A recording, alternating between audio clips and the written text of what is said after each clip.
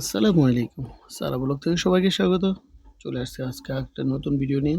তা হচ্ছে সকাল সকাল ঘুম থেকে উঠে বাইর হচ্ছিলাম। গেটের সামনে দেখি যে একটা বিড়াল বসা। এখন বিড়ালের কাছে গেলেই বিড়াল তাড়াই আসে। পরে জিজ্ঞেস করলাম সাধারণ লোকজন এখানে যারা আছেন আশেপাশে বাড়িতে সবাই জিজ্ঞেস করলে বিড়াল কার বিড়াল? কেউ বলতেছে না যে কার বিড়াল। তো দেখুন বিড়ালের অবস্থাটা কি। পরিশেষে বিড়ালের মালিককে খুঁজে পাওয়া গেল।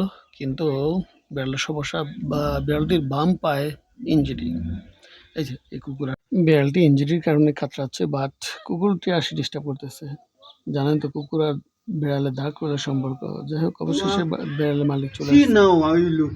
বিড়ালের মালিক ওনার মা ছেলে চলে আসছেন বাট বিড়ালটিকে চেষ্টা করতেছেন তুলে নিয়ে বাসায় প্রাথমিক চিকিৎসা দেওয়ার জন্য। কোনো প্রকারে বিড়ালটিকে টাচ করা যাচ্ছে না। যখন বিড়ালটি ধরতে যায় বিড়ালটি কামড়াইতে আসে অথবা শুয়ে যায়, এই যে লুটে পড়ে। বাট ওনারা ফাইনালি ওনারা ডিসাইড করলেন যে ওনারা অ্যাম্বুলেন্স কল করবে। অ্যাম্বুলেন্স কল করে বিড়ালটিকে যে পশু হাসপাতাল আছে নিকটস্থ ওখানে নিয়ে যাবে। উনি পশুটির জন্য বিড়ালটির জন্য অনেক কান্নাকাটি করছেন এখানে বসে যে কে আঘাত করলো আমার বিড়ালকে। আসলে এই বিড়ালটিকে এভাবে আঘাত করা উচিত হয় নাই। এটা আর আমরা যারা মুসলমান আমরা তো জানেন আমার রাসূল বিড়ালকে অনেক পছন্দ করতেন, ভালোবাসতেন।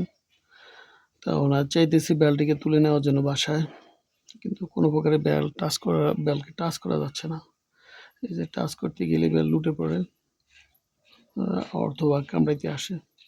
তো ওরা আপ্রাণ চেষ্টা দিতেছে বিড়ালটিকে চেষ্টা দিচ্ছেন বিড়ালটিকে তুলে নেওয়ার জন্য বাট কোথাও কোনো প্রকারেই পারা যাচ্ছে না বিধায় উনি ফাইনালি এখন ডিসাইড করলেন যে উনি অ্যাম্বুলেন্স কল করবেন।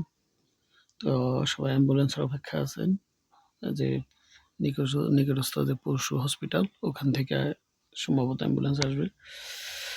আর উনার ছেলে বসে গেছেন মাটিতে ফ্লোরে বসে কান্না করতেছে বিড়ালের জন্য।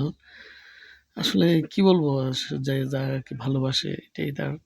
তাই সো আমাদের ভিডিওটি এখানে সমাপ্ত করতে যাচ্ছি। আবার আসবো কোনো নতুন ভিডিও নিয়ে। আমাদের চ্যানেলটি সাবস্ক্রাইব করবেন, পাশে থাকবেন। আল্লাহ হাফেজ।